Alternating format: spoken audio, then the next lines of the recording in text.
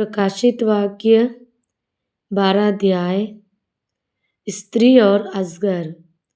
फिर स्वर्ग में एक बड़ा चिन्ह दिखाई दिया, अर्थात एक स्त्री जो सूर्य ओढ़े हुए थी और चांद उसके पांव तले था, और उसके सिर पर 12 तारों का मुकुट था। वह गर्भवती हुई और चिल्लाती थी, क्योंकि प्रसव की पीड़ा में थी। एक और चिन्ह स्वर्ग में दिखाई दिया, और देखो, एक बड़ा लाल अजगर था, जिसके 7 सिर और 10 सींग थे, और उसके सिरों पर 7 राज मुकुट थे। उसकी पूंछ ने आकाश के तारों की 1/3 को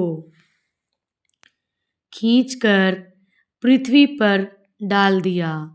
वह अजगर उस स्त्री के सामने जो जच्चा थी खड़ा हुआ कि जब वह बच्चा जने तो उस बच्चे को निगल जाए। वह बेटा जनी, जो लोहे का दंड लिए हुए सब जातियों पर राज्य करने पर था, और वह बच्चा एकाएक परमेश्वर के पास और उसके सिंहासन के पास उठाकर पहुंचा दिया गया, और वह स्त्री उस जंगल को भाग गई जहां परमेश्वर की ओर से उसके लिए एक जगह तैयार की गई थी, कि वहां वह 1260 दिन तक पाली जाए। फिर स्वर्ग में लड़ाई हुई।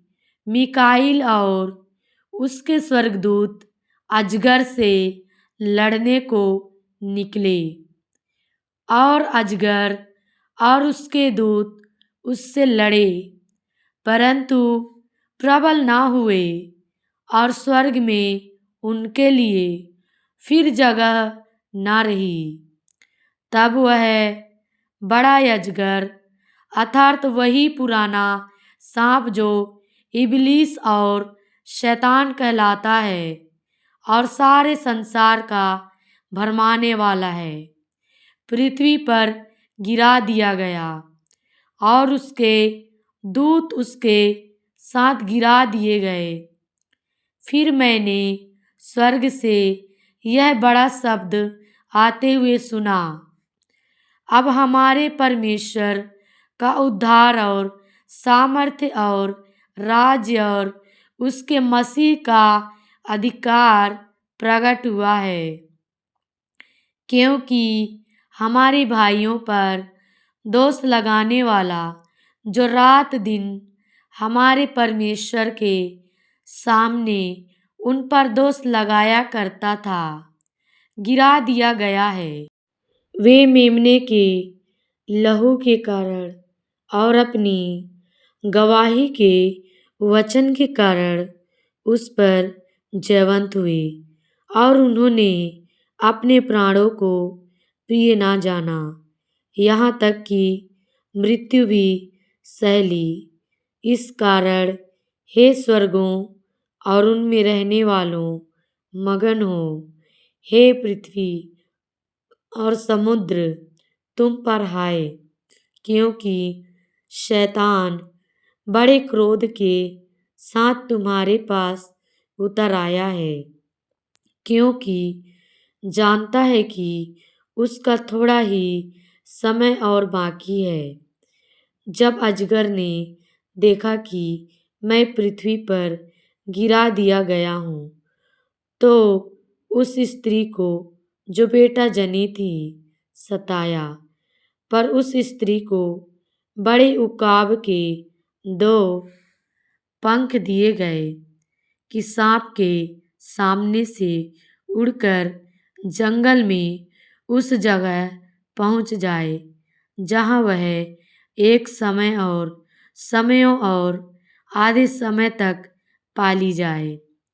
और सांप ने उस स्त्री के पीछे अपने मुंह से नदी के समान पानी बहाया कि उसे इस नदी से बहा दे।